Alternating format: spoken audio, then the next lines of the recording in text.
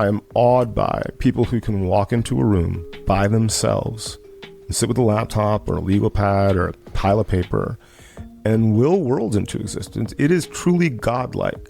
And it is, I know from my own experience, brutally painful.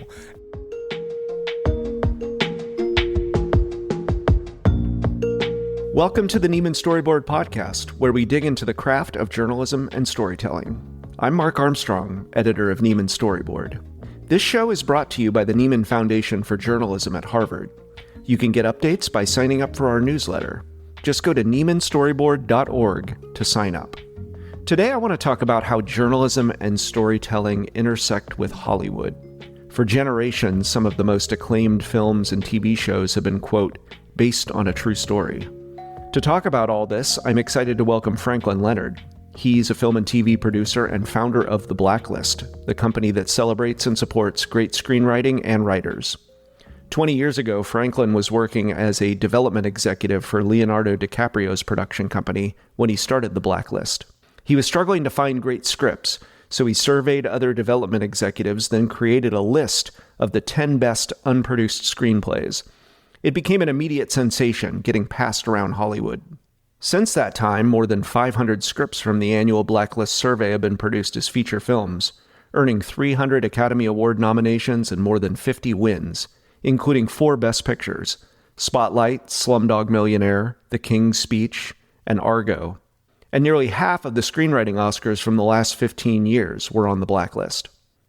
The Blacklist has since grown into an online community where people can upload their screenplays for peer review. And the company also recently expanded into books, allowing people to submit their unpublished novels. And full disclosure, Franklin is also an advisor to Ursa Story Company, which is my podcast company with authors Disha Filia and Donnie Walton. Franklin and I talked about the state of storytelling and screenwriting in Hollywood, and also about the sometimes fraught relationship between real-life stories written by journalists that eventually turn into Hollywood IP or intellectual property.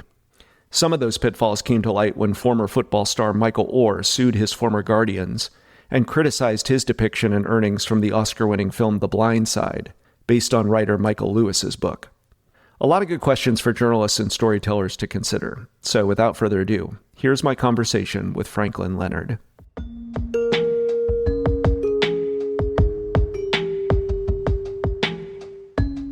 Franklin, it is so great to have you here. Thank you for doing this. No, I'm excited to be here. It's a good way to spend my Friday.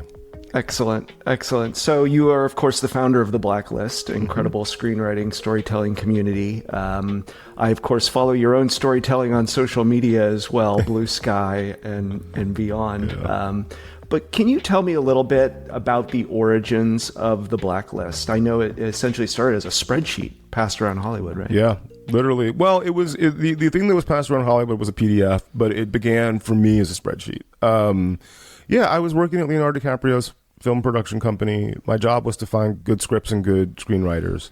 And I felt like I was doing a very bad job at that. I would take home a banker's box full of 20 screenplays every weekend. This is a pre-iPad Kindle era. And I would sit on my couch and read them. And I'd come back on Monday morning and my boss would ask me if I had read anything that was worth their time. And usually the answer was no. Because for me to walk into my boss's office and slap something down on the desk and say, this is our priority now, necessarily had to be a high standard. And I felt like I was doing a bad job at my job because I wasn't finding a lot of things that I could walk into his office and say, read this. And I knew that either I was bad at my job, which was finding good scripts, or the job itself was just reading and passing on mediocre to bad scripts. And either way, it was something that I needed to solve. Otherwise, my mother's weekly phone calls asking me if my LSAT scores were still valid was something that I should probably take more seriously. And by the way, those calls didn't stop for a very long time. I think she would still be very excited if I called her and said, I've decided to go to grad school. That graduate degree is important, kids, if only to get your parents off your back. But yeah, so I needed to find a solution. And I guess I kind of defaulted to the sort of strategic thinking that I picked up when I was a business analyst at McKinsey & Company right out of college. And so I contacted 75 of my peers anonymously via email, said, send me a list of your 10 favorite unproduced screenplays. In exchange, I will share with you the combined list that everybody mentioned. Copied and pasted those responses into a spreadsheet, literally Microsoft Excel. ran it through a pivot table, output it to PowerPoint, slapped a quasi-subversive name on it, and emailed it back out from my anonymous email address. I think it was blacklist2005 at Hotmail or something. It went viral in the industry almost immediately. And this is, an era when the notion of internet virality is still relatively new, right? So December 2005, Twitter doesn't exist, Instagram doesn't exist. I think Facebook was in a few dozen schools. YouTube had launched a couple months prior. It was the same weekend, for anybody who remembers the Lazy Sunday sketch on Saturday Night Live about Andy Samberg and Chris Parnell going to watch The Chronicles of Narnia. It was that weekend that the first Blacklist went out. And I remember that because in my inbox, I went on vacation right after that. And when I checked my inbox like a week and a half later, it was half emails from other executives being like, oh my God, have you seen this thing, The Blacklist, with all these scripts? And the other half was friends of mine from college and elsewhere being like, yo, did you see Lazy Sunday on SNL? And it was sort of my first awareness of, it might be not my first awareness of, oh, this internet thing is powerful, but the sort of network effects of people being excited to share something was a valuable thing, both for sharing stories with the world, right, with audiences globally, but also within Hollywood. And you could sort of change the perception of things just because everybody started talking about it. Do you remember some of the screenplays that were on that first list? Yeah, I mean, I would say the two that leap out immediately are Lars and the Real Girl and Juno, because they were also a real inflection point for the list itself in terms of the perception of it within the industry. So it went viral in the industry very quickly amongst a community of, I would say, junior to mid-level development executives, because it was a menu of scripts that you could read that had been validated by somebody else. But what happened to 2 or 3 years on, and I continue to make it every year since, but 2 or 3 years later, Juno and Lars and the Real Girl get nominated for Best Original Screenplay, and Juno wins.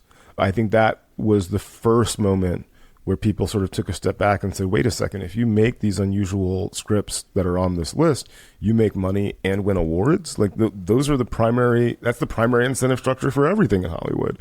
And it's been a virtuous cycle since. Like I always want to be cautious about not claiming credit for the success of the movies that were on the list in script form. But I think we can take credit for building a really rudimentary metal detector that when talented people pour into the scripts that we've pointed to, they beat the market in pretty substantial ways, both critically and commercially.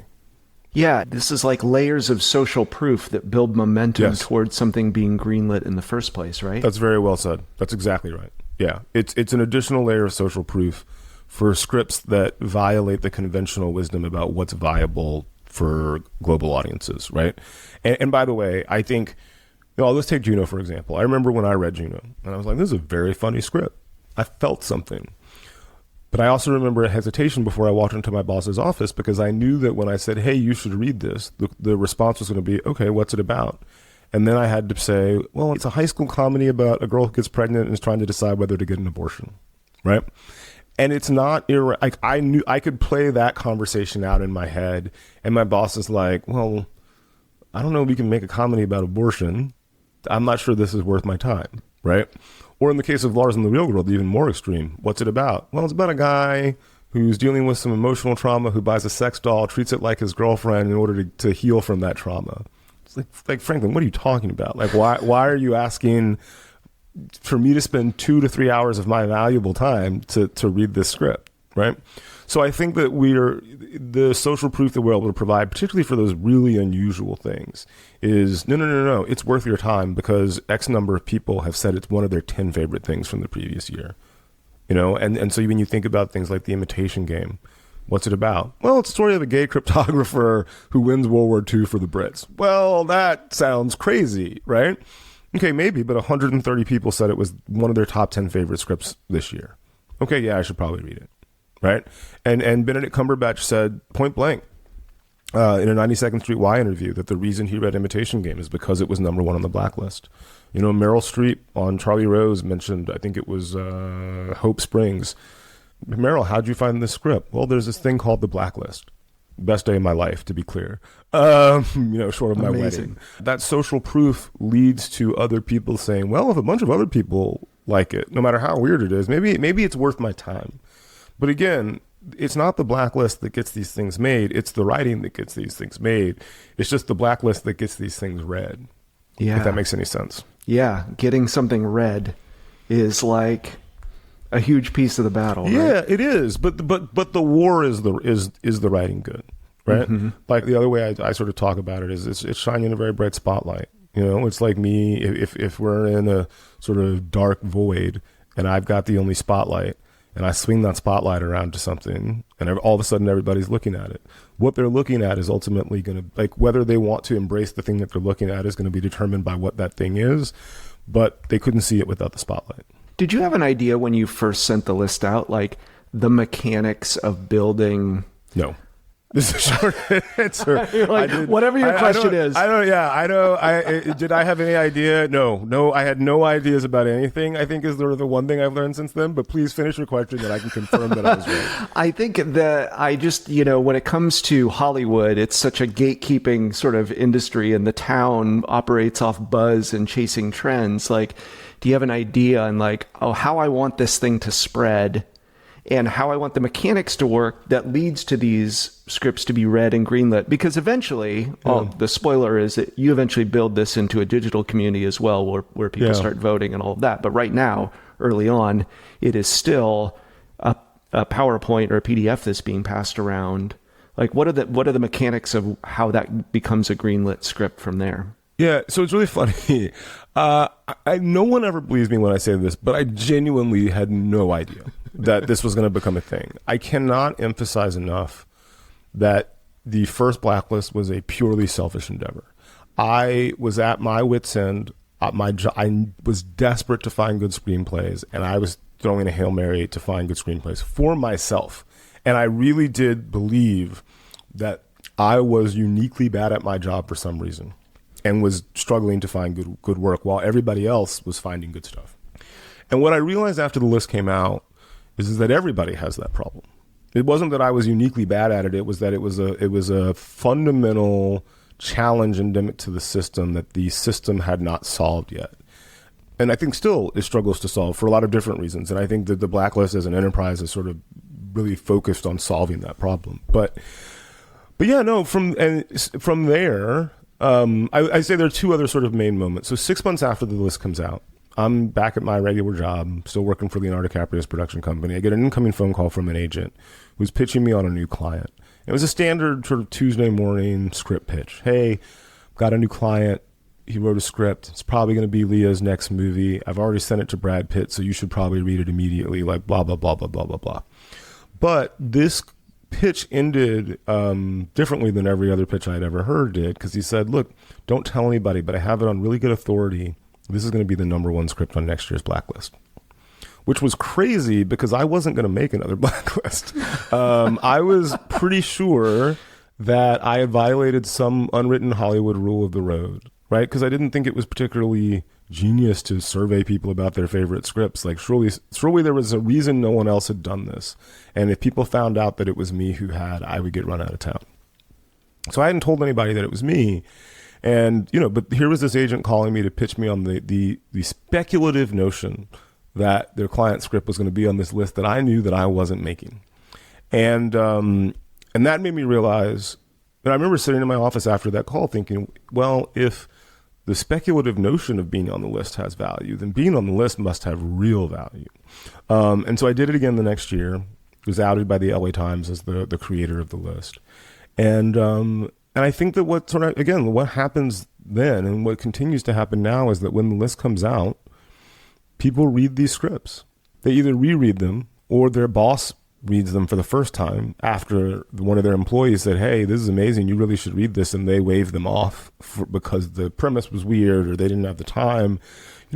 As a junior executive, there's nothing quite so fulfilling as walking back into your boss's office and being like, that thing I told you about that you didn't take seriously, well, it's now #4 on the Blacklist. People read it, and talent reads it, directors, actors, they all read these scripts. And like you said, it's an element of social proof, and that social proof can result in momentum when really talented people start to engage. And again, I think I just have to be very, very clear about the fact it is ultimately the script that makes that momentum happen. We just catalyze people in that direction. But I think that's a valuable thing in a world where there's a superabundance of material and people's time and attention is limited. Solving that problem is important so that the people who are doing amazing work can get the credit that they deserve. Now, 2005, we're here. Long time ago. So this is the 20th anniversary. Is this the 20th anniversary of the Blacklist? Last December was the 20th list. Yeah. Yeah. We just put out our 20th list in December. The Gotham Institute was sort of gracious enough to give us the honor of their anniversary tribute last year, which was very cool. It makes me feel very old that I've been doing anything for 20 years. It's sort of mind-boggling to me. But yeah, it's wild. This was our 20th list last year. Obviously, the industry, like what exactly gets greenlit, how it's distributed, all of that has changed dramatically in 20 years. What sticks out to you in terms of those early screenplays that worked, got greenlit, won Oscars, and where we are now? What are the biggest shifts in your mind in terms of the screenplays themselves? You know, it's interesting. I don't know that there's been a shift in which Blacklist scripts get greenlit, because I think for the most part, the reasons they're greenlit hasn't changed, right? Because they are sort of non-traditional in their approach for whatever reason. And so more often than not, a Blacklist script getting made into a film is the result of very talented people getting involved in that script, and the sort of collective package of a great screenplay plus actors and a director and maybe producers is ultimately the thing that gets that greenlit. You know, I think that the general tenors, the general sort of what's the word I'm looking? Topographical lines of the industry have been well reported, right? Like costs going up, revenue flat to going down, increased competition for consumer attention and time. There was a pandemic that made theatrical relatively difficult. And then the challenges around sort of the competing streaming and theatrical models. And then, you know, how do you capture international growth, right? Those are sort of the tensions that everyone's struggling with. And I think that whenever you have, I would say, economic pressures on an industry like this, the result is a seeking of reduction of risk. There's, you know, you're trying to reduce your risk as much as possible, or you're trying to reduce what you perceive to be the risks as much as possible. And so, you know, whether it's the rise in horror, which can be made for very little money, which is not as cast dependent typically, because what people are going for is scares and not necessarily to see Dwayne "The Rock" Johnson save the world from imminent destruction. You know, whether it's big action movies that don't rely as much on linguistic nuance, so they can be enjoyed globally regardless of language. Those are the decisions by and large that you're seeing being made by people who have access to power and resources, you know, green light committees. I don't know that they're getting it right though. And I think the reason I say that is because what audiences want more than anything, it's an emotional experience. Whether it's streaming or in the theater, they want to know that their time is well spent. They want to know that if they see something, they're going to feel something. They're going to feel scared. They're going to feel weepy. They're going to feel awe. They're going to laugh their butts off, right? And films are on some level alchemy, and they come from the contributions of a large number of creative professionals, you know, from production design to hair and makeup to costume to casting to stunts to all of these things. But no one can do their job until the writer's done theirs. Right. And I think we in this industry have a tendency to undervalue the contributions of writers who provide the blueprint for everything that follows. For all of those, you know, various sort of below the line departments that I just mentioned, like none of them can do what they do until the writer's done what they've done. And I'm a data person, if anybody knows me, and I've got data to back this up. You know, Harvard Business School did a study on the annual blacklist a couple years ago and found that movies made from scripts on the annual blacklist, right? So scripts that people have said that they love, separate from whether they believe that they are going to be financially successful. And again, you look at the list, it's a bunch of weird stuff. But scripts from the annual blacklist, when they've been made into movies, make 90% more in revenue than movies made from scripts not on the blacklist, controlling for all other factors, right? Again, I think it's really important that I say Blacklist didn't make those movies. We can't take credit for any of them individually. But what I think we can take credit for is A, building a metal detector that finds the stuff that beats the market when talented people invest in it. And two, really validating the thesis that writing is undervalued. And that if you want success in the business as a financier, as a distributor, you should be seeking the best scripts and the best writing, not necessarily the biggest actor or the right genre or the right, weekend to put your movie out. What are you hearing from the writers right now that either are established or submitting their work on the blacklist and just getting started? Are the incentives still there? Obviously, it's difficult in any industry at any time right now creatively. Yeah. I think there's a great deal of anxiety among writers right now. We're still just coming out of the strike. We're just coming out of the pandemic. There are fewer jobs available, particularly on the TV side. There was a explosion. There was peak TV, right? Sort of just before the pandemic and into the pandemic, where there were just so many shows being made. And that meant that there were so many jobs available. And as sort of all of the major studios, all the major TV financiers are retrenching and reevaluating the streaming model, there's just fewer shows, which means there's fewer jobs. It's even true on the film side, but there's less there's less massive expansion and therefore less massive contraction. But there's just fewer jobs. I think, but there are also shoots and leaves. Like, it feels like the spec market is returning. We saw a handful of very large 6 and 7 figure spec deals towards the end of last year. I feel like I can't really go 2 or 3 weeks without seeing Deadline that there's some story of some writer who sold a script for a fair amount of money.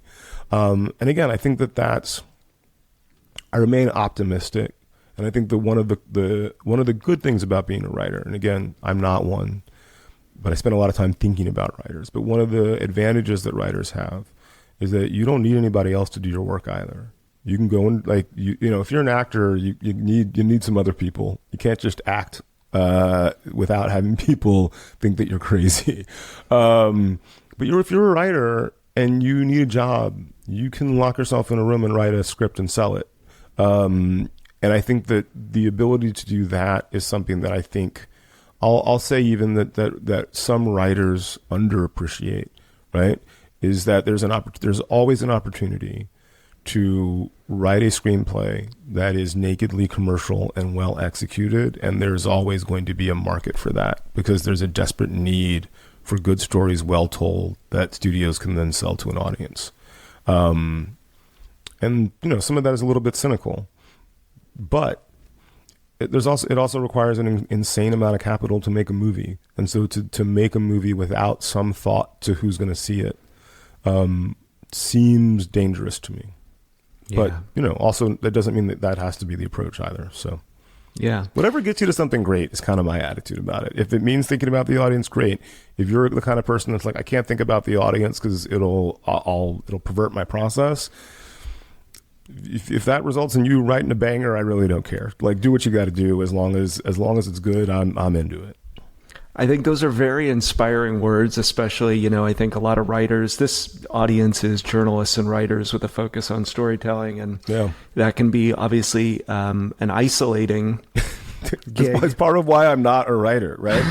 But it's also why I have, just sorry to interrupt, but it's one of the reasons why I have so much admiration for writers, right? Like I have a healthy enough ego to believe that if I committed the time to sit down and write something long form, I believe it would be good, right? Like I'm not had a good education, like spent a lot of time reading, like I could write. Boy, is that painful. And I have extraordinary reverence. I am awed by people who can walk into a room by themselves and sit with a laptop or a legal pad or a pile of paper and will worlds into existence. It is truly godlike. And it is, I know from my own experience, brutally painful. And so to do that, I just, even if it's bad, I have reverence for people who write something that is not good because I know how painful it was even to get to that because Lord knows I've done that.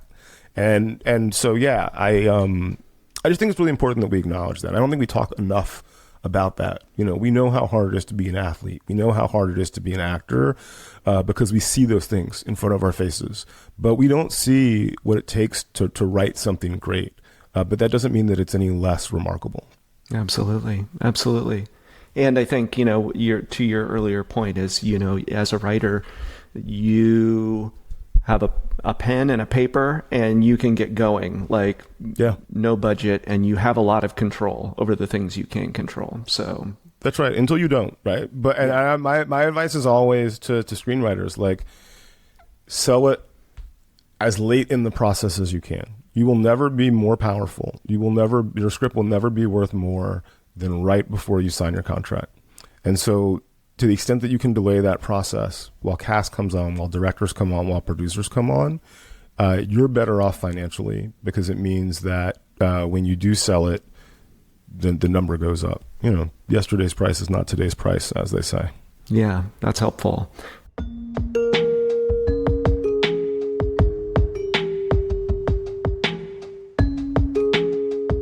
This is kind of a perfect segue to the point where we intersect with the world of screenwriting and journalism and narrative nonfiction. So something that I know our audience is interested in is very much the power of speaking of social proof based on a true story. Yeah. And that in Hollywood. Is that still the case? Is films that are based on a true story still something that is a draw in Hollywood? And how do those come to fruition? Yeah, I mean, look, I think the based on a true story thing is just a subset of the IP conversation, right? Like, the reason why based on a true story is compelling to Hollywood is the same reason why Marvel is compelling to Hollywood, or why people want to make, the Hot Wheels movie. I know people will sort of clutch their pearls about that, but it's the same dynamic, right? And the question is, well, how many people know this true story? That's really how valuable the based on a true story element is. Something being based on a true story that no one knows probably isn't going to affect it one way or the other, because your average audience member doesn't care, right? It's like, okay, well, I'm still going to this story. Does the story enrapture me? Now, if it's a story that everybody knows, then it's like, oh my God, I know this story. I'm going to pay to see this movie, or I'm going to make a point of watching this television show. And that's roughly how the dynamic works. And look, it's potentially complicated. There's rights issues, and is this part of the public domain? And how are we going to treat the true life subjects of this story if they're still alive, or if they're not alive, how are we going to handle their progeny, who may or may not be the most emotionally stable people, right? Like, you just never know. And so there are upsides, but there are also challenges that come along with that. But yeah, look, it's funny because everyone's like, oh, I can't believe we're doing another Marvel movie. And I'm like, did you complain about Oppenheimer? Because that's IP too, right? It may not be the same thing, but at the end of the day, part of the reason why Oppenheimer is a movie that people were excited about is because it was a true story. It was a retelling of something with which they may have some familiarity, told by a virtuoso filmmaker, and that's not conceptually that different than Batman. And if the movie's good, I don't know why we care. Yeah. Are there blacklist screenplays that come to mind that were based on a true story? Yeah, actually, look, this will be my big confession time. Narrative nonfiction is really my go-to as a reader personally. And, some of my favorite writers, I'm not even sure if I have his name pronounced correctly, but Ryszard Kapuscinski, I've read everything he's written. But yeah, no, two of my favorite screenplays that were on the blacklist, the Jackie Kennedy biopic script that became the movie with Natalie Portman by Noah Oppenheim, who was a journalist himself, and David Seidler's The King's Speech, and probably The Imitation Game. For that matter, right? These are all blacklist scripts. These were all scripts that each of them was written on spec, as a matter of fact. So Noah, who I've known since college, I think his first child was born. He was up late at night and was like, let me try to write a screenplay, and always found that moment between the assassination and the funeral of Jackie Kennedy a fascinating one. And I completely agree, obviously, and wrote that script. And then started sharing it with people. David Seidler got permission to write the story of The King's Speech, I believe, from the Queen Mother, but literally had to wait until she died before he was allowed to do anything with it. Graham Moore, if I'm not mistaken, wrote The Imitation Game on spec as well. And again, all of those, for me, were stories with which I had some oblique familiarity that deepened my knowledge dramatically. Oh, I'll add another one. There was a Hillary Clinton biopic spec on the blacklist by a writer named Young Il Kim.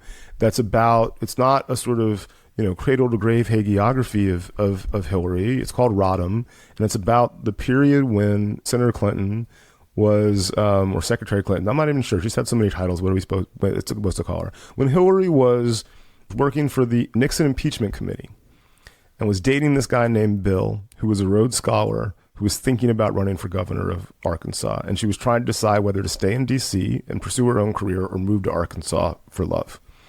I remember getting pitched that script by a UTA agent named Barbara Dreyfus, who has since passed. She called me and she's like, hey, I have something I think you're going to like.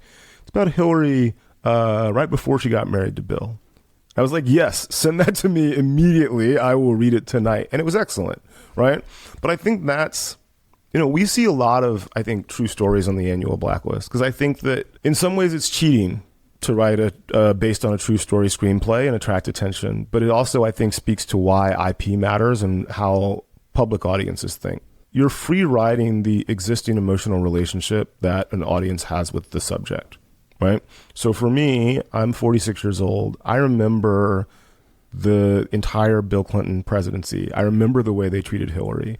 I watched the way there was a reevaluation of her from First Lady to Senator to Secretary of State. And so to get pitched by an agent a script about where that all began, sort of an origin story, I was like, yeah, no brainer. I'm reading that immediately. There have been scripts about Dr. Seuss on the Blacklist. There have been scripts about Jim Henson. There have been scripts about Steven Spielberg. There have been scripts about George Lucas. All of these things, all of these subjects are subjects with which a person between the age of 25 and 45, which is disproportionately the ages of the people who are working as junior and mid-level executives in the industry, have a personal, emotional relationship with.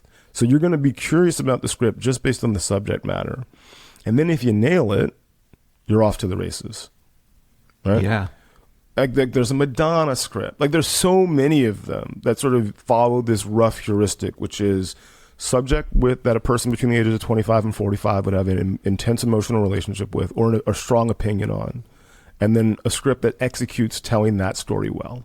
And I appreciate this as a definition of IP, or just explaining IP in general, because it's not just Marvel and Star Wars. These are, again, emotional attachment to people who you have learned about throughout your life.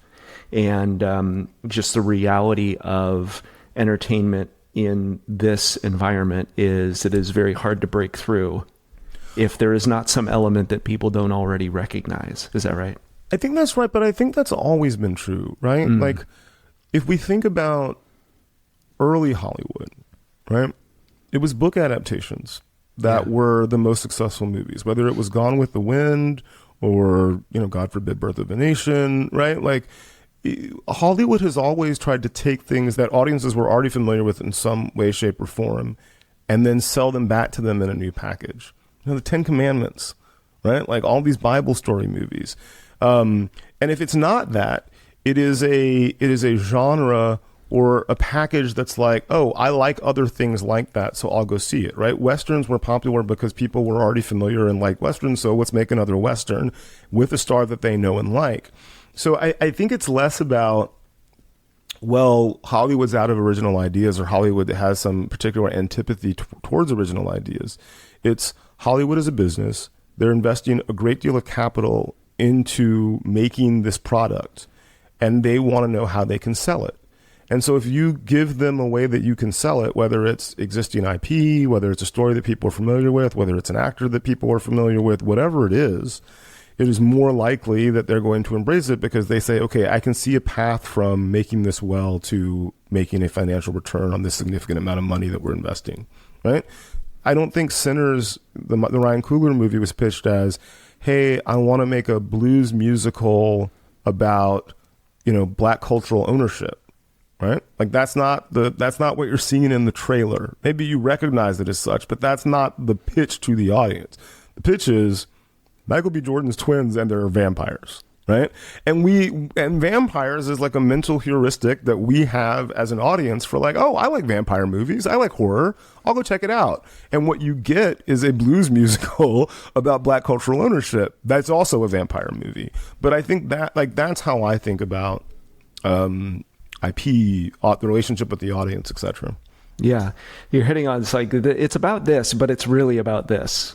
Like, yeah. And by the way, the levels. All the best stories are that. It's a sleight of hand, right? It's like, here's the sugar, but there's also the medicine. There's this quote from Hayao Miyazaki that has really been a touchstone for me throughout my career. And I think I'm going to quote from a translation of his words. and I don't know if the translation is correct, but I really like the spirit of the thing, which is, a popular movie should be full of true human emotion, even if it's base. The entrance should be low and wide so that everyone can be welcomed in, but the exit should be high and purified. It shouldn't be anything that emphasizes or enlarges the lowness. Mm-hmm. Right. And I feel like that's kind of ball game on some level, right? Like, I imagine most people want everyone to be able to access the entrance to the story. And if you do it right, you take them to a sublime place and then send them back out into the world, better able to navigate the hard reality of what it means to be human. That's beautiful.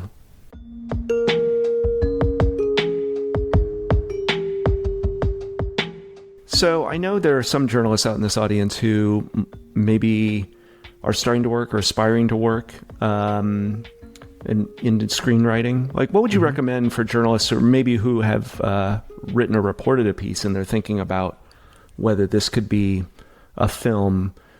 How would you recommend they proceed? Do you think they should try to write something themselves or partner with other screenwriters? What kind of lessons do you have for them? I think there are two approaches to this. I think and it depends on really whether you want to be a screenwriter or not. It's sort of like, that's the first question. Do you want to be a screenwriter? If the answer is no, then you should try to find a way to sell the rights to the story that you've reported. That probably means talking to your agent, if you have one, about getting the story out there to people who might acquire it. And that's probably going to be film and television producers, right?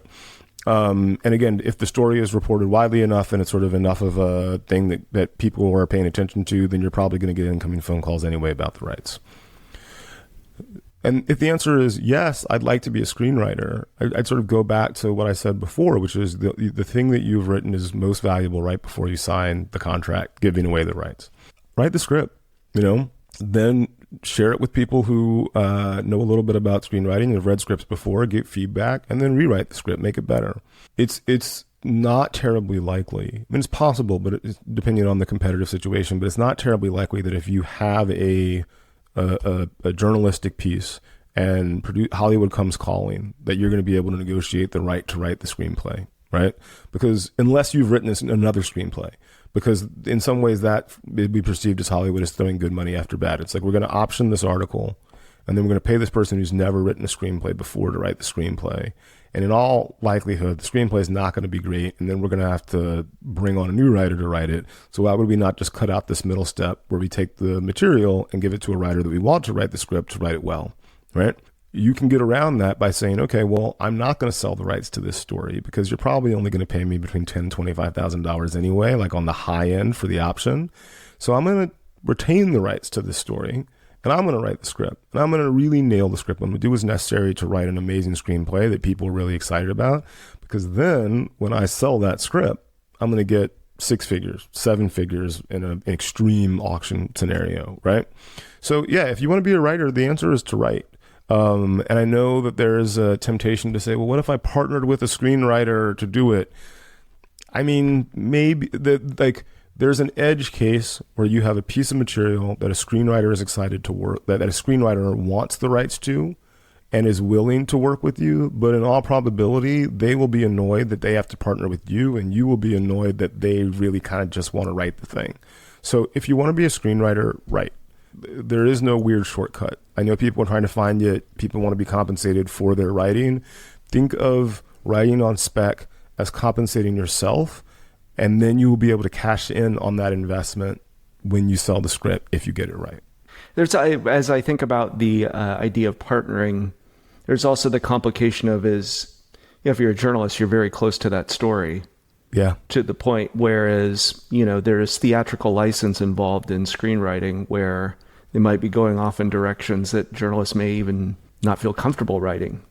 I think that's a real challenge, and I think it's probably the biggest challenge that journalists, I would even say, the transition from novelistic writing to film and television writing, I think is also a challenge. It's a different form, right, fundamentally. And I think, I think a lot about Anthony Minghella, who I had the sort of the great honor of working for in the last year of his life. And for my money, he was one of the best adapters of material to ever do it. Like The English Patient is not an adaptable novel. like, let's be clear. And he's like, look, on some level, what you want to do with any story that's based on a true thing or a novel or whatever is to deeply consume it and have reverence for it. And then you have to put it aside and retell the emotional story as accurately as you can, right? And again, those aren't his exact words. That was what I took from it, so I don't want to put words in his mouth. But that rang really true to me. And oftentimes that's hard for journalists because you've been educated as journalists to report the facts. And that's not the job of a screenwriter. That's not the job of a television writer. The job of a film and television writer is to take the audience on an emotional journey. And so reconciling those two things can be difficult. And to be clear, I do think that if you're telling a movie or television show based on a true story, there are obligations, and I don't think that there are no official rules on it. But I think that tension, the goal of journalism to tell the truth, and the goal of film and television is to tell an emotional truth.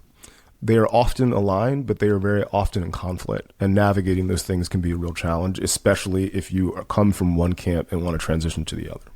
Yeah, I think there's always a tension between storytelling and traditional journalism as well, because there is so much control in deciding where a story begins and ends, and then you add into it that this is, a fictionalized version of a true story. There was kind of this mini boom period where there was a lot of debate around who got to own the IP when a journalist did a story, with I vaguely remember this, And so that became kind of a point of contention around negotiating contracts for journalists when they took these assignments.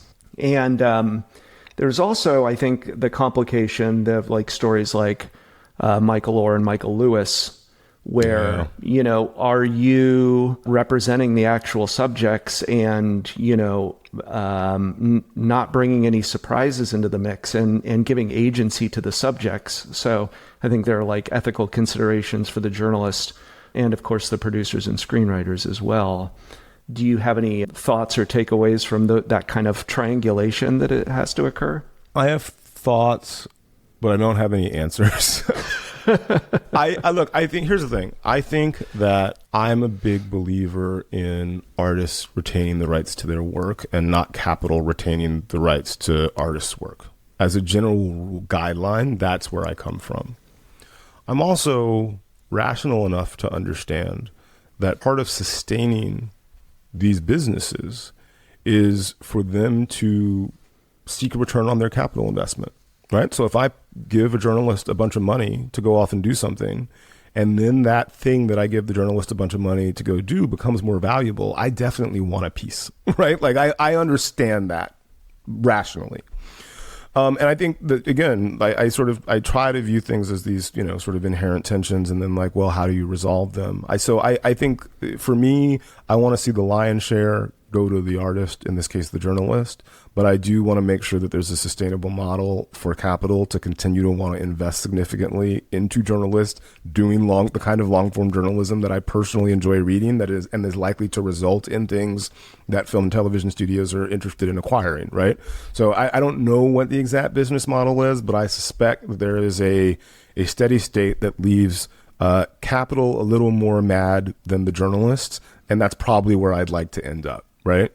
As for the subjects, in a perfect world, there would be a cost, a reputational and professional cost for misrepresenting the subject in your journalistic chronicle of something that then you sell to the world, right? In the Michael Orr case, which, again, as a black man who grew up in the Deep South, I remember when The Blind Side came out and it felt uncomfortable to me. In an ideal world, there would be a reputational cost for that kind of failure, right? Unfortunately, we don't live in that world. And so I don't know what the answer is, but I do know that, and I've been privy to these conversations at the studio level, right? Where you're like, well, there's this amazing story, but the people the story is about still are alive. We don't know, and it's it's conflict ridden. The presentation of these individuals is not, none of them are saints. how do we navigate who we pay and what we pay to whom in order to keep everybody happy?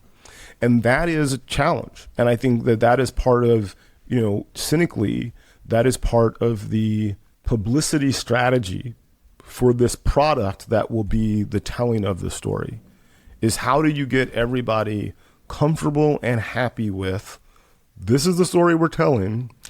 None of us come off great here, but when you go to bed at night, hopefully this money helps. Right? And again, I'm sure I sound like a cynic.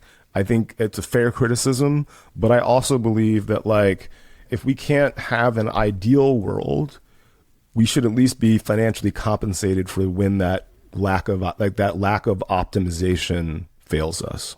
Yeah, there should be enough opportunity for everybody to be at the table to be able to create something. I mean, you would think so. Yeah.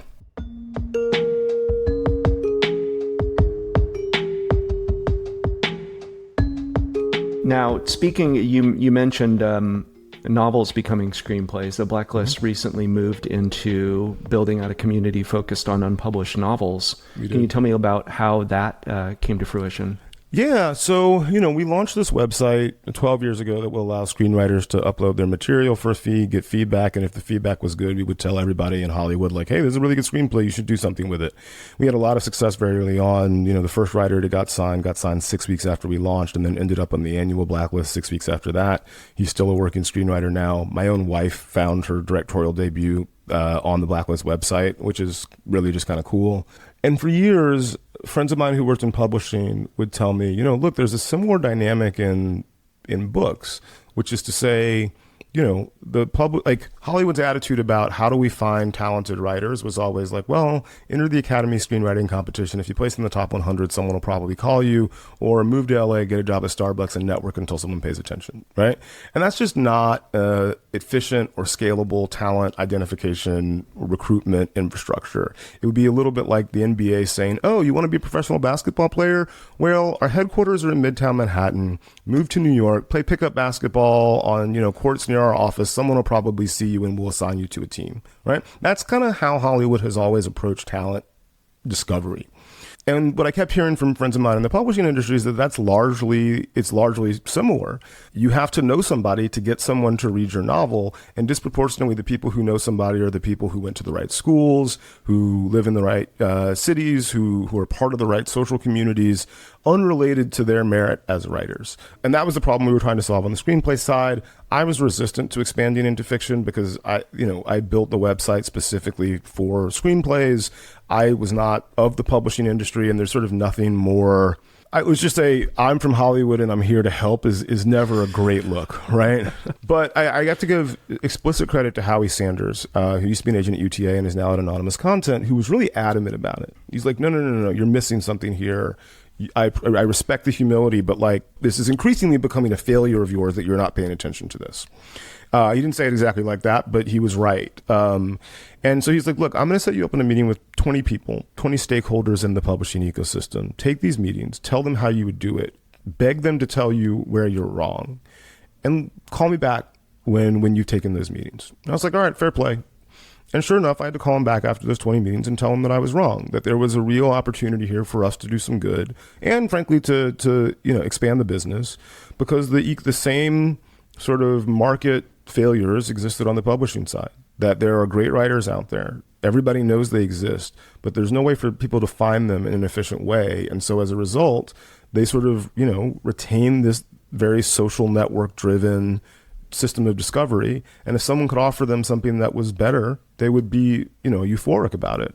So we launched that last September with an unpublished novel prize, basically $10,000 for writers in 7 different genres, judges, including LeVar Burton and Eric Simonoff, the big agent, Tananarive Due, just amazing big names in the writing world. We have a partnership with Simon Kinberg, who produced The Martian, to help him find a unpublished novel that will get optioned for $25,000 for an 18-month option. We're just trying to make a more efficient marketplace for good material. We want to find the best stuff. We want to tell people about the best stuff, and selfishly, so that I can read and watch the best stuff when I don't want to leave my house or interact with other human beings. Perfect. There's also probably a direct pipeline between the novel, unpublished novel, and eventually a screenplay as well, right? Do you see them intertwined a little bit too? I mean, for sure. I mean, that's the thing. When you upload your novel to the website, we're telling not only people in the publishing industry about it, but also people in the film and TV business. Right now, there's no better way to get a movie made than to have it, as we've discussed, have it be pre-existing material that people already are familiar with. And there's no better way to sell a book than to have a film or television show adapted from it. So, what we're trying to do is link all of these storytelling industries together, whereas historically they've been siloed with very little connective tissue between the two, to create optimal results based on efficiency. At the end of the day, I'm a big systems nerd. I just want things to function efficiently and easily and conveniently. And I want publishers to be able to find great books as fast and easily as possible so that they can focus on why they got into publishing, which is making those books better and selling them to readers. I want producers and agents to find the best scripts possible as easily as possible so they can focus on why they got into the business, which was advocating for their amazing clients or making movies, not finding good scripts. And if we can solve that problem, at least theoretically, there should be more better stuff for all of us to watch and read. I wanted to ask you one last question, which was, we recently did a guide to books on storytelling, and you recommended Aristotle's Poetics and The Protagonist's Journey. Yeah, and that was a Blacklist book. So I appreciate that. You can tell me about that one. And then also if there are any other writers or creators that you recommend for the audience. What's interesting? Scott Myers was a screenwriting blogger who I remember reading 15 years ago and being like, this guy just seems to get it. And it was in part because he wasn't being prescriptive about how a person should write.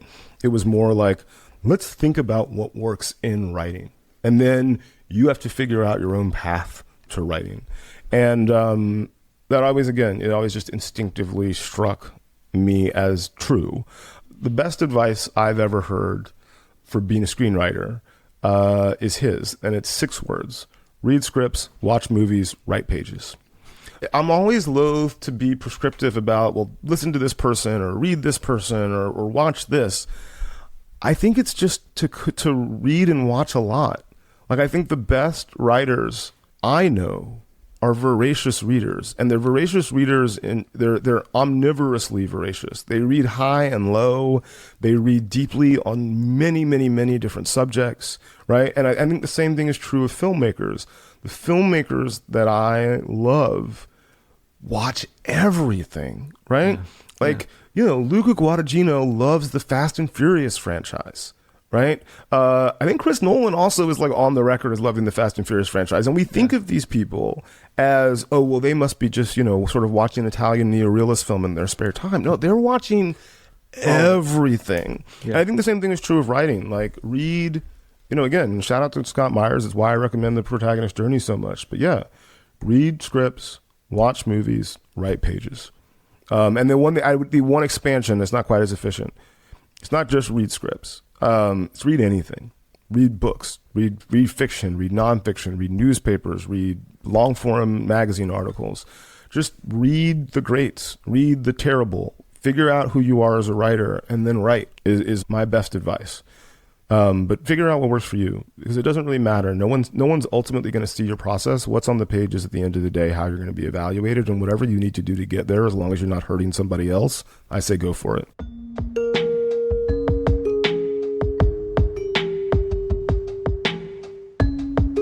A perfect note to end on. Franklin, thank you again. My pleasure. Thank you for having me.